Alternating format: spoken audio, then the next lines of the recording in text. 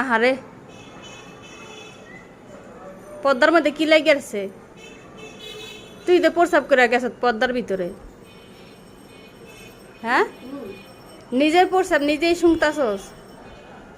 Jenny কি রে, তুই না প্রসাব করে গেছ পদ্মায়? হ্যাঁ,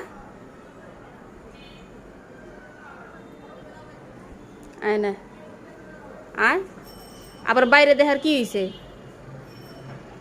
হ্যাঁ, এই জেনি বাইরে কি দেখোস?